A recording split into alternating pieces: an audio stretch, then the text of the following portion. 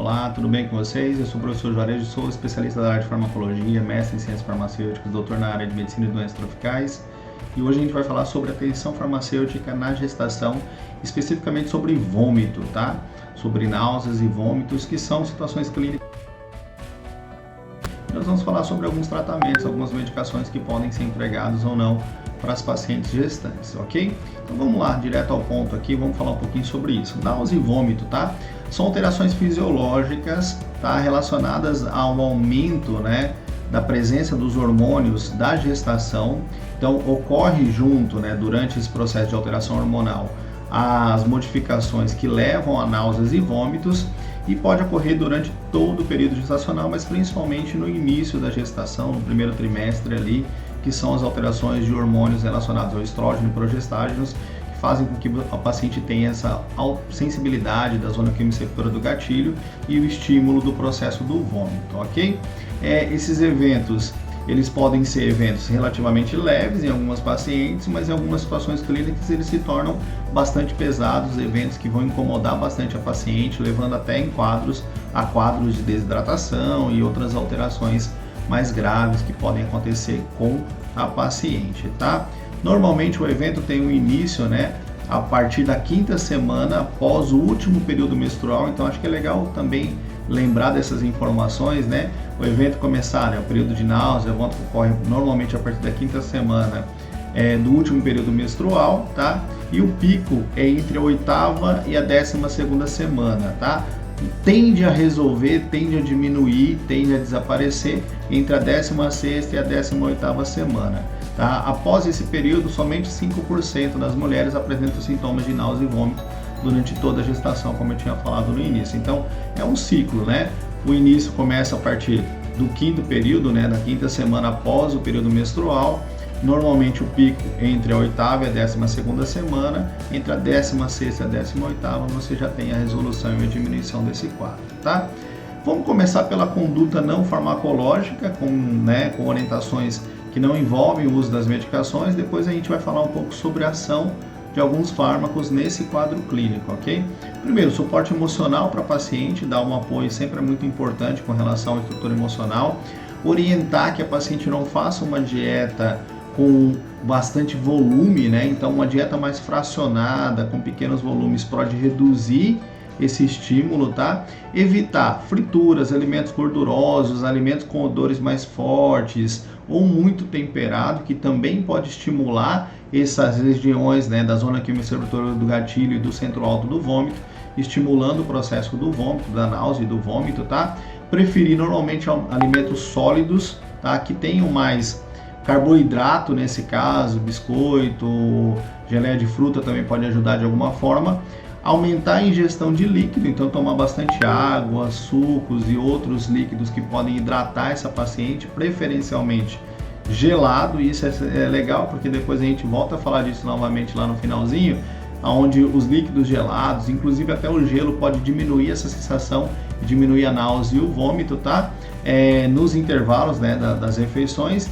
E evitar deitar após as grandes refeições, né? Após o almoço, após o jantar, para diminuir também esses estímulos que podem causar esse desconforto, né? A distensão gástrica e esse estímulo também da modificação da posição pode aumentar a atividade dessas regiões e estimular a náusea e o vômito, ok? Vou colocar aqui para vocês primeiro. A gente tem alguns fármacos, né, que são empregados para tratamento de vômito, então sempre com a prescrição e orientação clínica do médico que está acompanhando essa paciente. E a gente tem alguns fármacos específicos que são mais indicados, que são mais interessantes. Da família dos antihistamínicos, né? Então vou dar um destaque para vocês aqui de algumas drogas que são mais empregadas como prescrição médica para controle da náusea e do vômito. Entre elas, a primeira escolha, tá? A primeira escolha entraria a doxilamina com piridoxina. A piridoxina é a vitamina B6, que auxilia metabolicamente no sistema hepático a eliminar radicais livres e a melhorar a condição clínica da paciente, reduzindo náusea e vômito. E nesse caso, a doxilamina com a piridoxina é que tem a margem de segurança maior, que tem um menor risco de teratogênese. O que é teratogênese? É a má formação do bebê. Então, ela tem uma margem de segurança, uma garantia de que você não vai ter alterações ou riscos para a mãe ou para o bebê. Então é uma droga bastante efetiva para controlar esses sintomas, depois eu vou detalhar um pouquinho mais sobre ela, e seria a primeira opção terapêutica prescrita pelos profissionais médicos para paciente gestante. Lembrando que tem que seguir a prescrição e orientação clínica do médico que está acompanhando, ok? Outra possibilidade seria o dimendrinato, né? O dimendrinato é um antihistamínico, um bloqueador de receptor de histamina. Ele tem uma ação associada também à vitamina B6, que também melhora o processo metabólico, que faz com que você tenha uma degradação e uma diminuição da produção desses radicais livres, melhorando a condição clínica da paciente. E no caso do dimendrinato também pode reduzir os sinais e os sintomas de náuseas e vômitos relacionados à gestação. Então seria uma alternativa terapêutica para controlar a náusea e o vômito durante a gestação. Uma outra opção dentro da mesma família dos antihistamínicos é a meclizina. A meclizina também é empregada, tem uma ação antihistamínica, um bloqueador de receptor de histamina, fazendo com que você tenha redução do estímulo, né, do processo do vômito e controlando esses sinais, esses sintomas que a paciente pode estar apresentando, tá? Eu vou colocar outras terceiras opções, né, que normalmente não são garantidas em relação à teratogenicidade. Tem alguns estudos que falam que pode, outros que não, que aí entra a ondansetrona, prometazina, metoclopramida, mas eu vou detalhar daqui a pouquinho para vocês.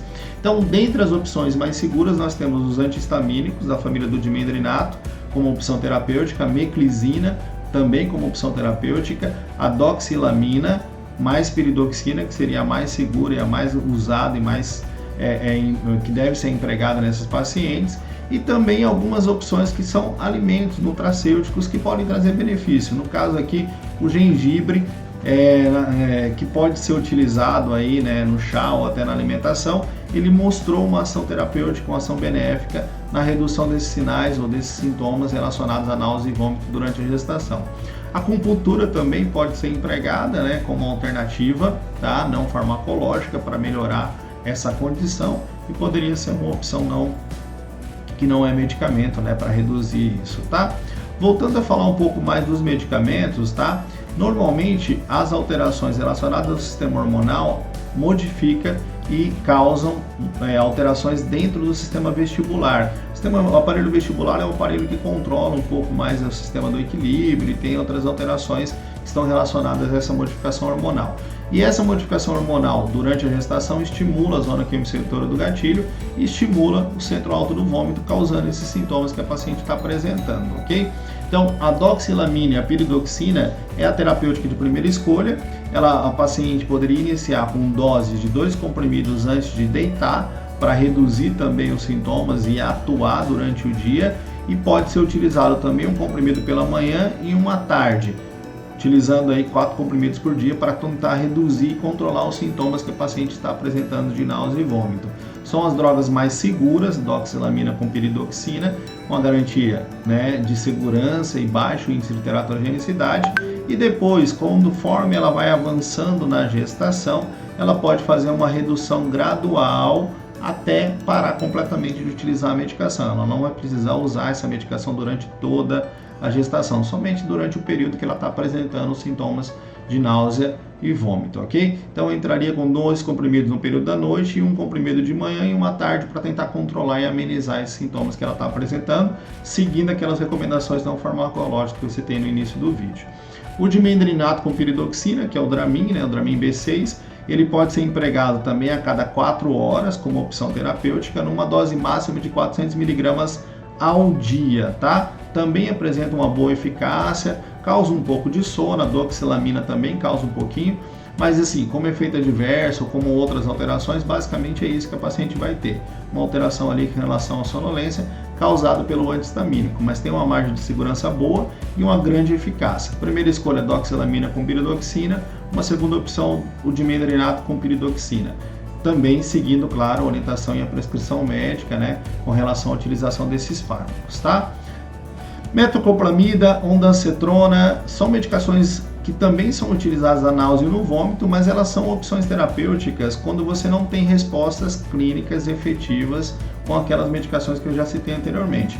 Elas não têm uma garantia de segurança tão grande, tá? Existem alguns estudos que falam em risco de teratogenicidade com o uso da metoclopramida e da ondansetrona. Teratogenicidade é alteração de malformação que pode acontecer com o bebê, mas pode haver prescrição, né? O médico pode optar por essas duas medicações, ou a metoclopramida ou a ondansetrona, quando você não consegue ter resposta terapêutica boa com a doxilamina ou com a utilização do dimendrinato, ok? Aqui eu coloquei a posologia. A metoclopramida ela entraria 3 vezes ao dia na dose de 5 a 10 miligramas, e a ondansetrona ela tem a utilização via sublingual, que é interessante porque por ser via sublingual você evita, né, ter que ingerir aquela medicação, ter que atuar lá no estômago, então ela vai ser absorvida de forma mais rápida, 4 a 8 miligramas por via oral ou por via sublingual. Mas como eu falei, são drogas que são segunda ou terceira escolha, porque elas não são garantidas no sentido de reduzir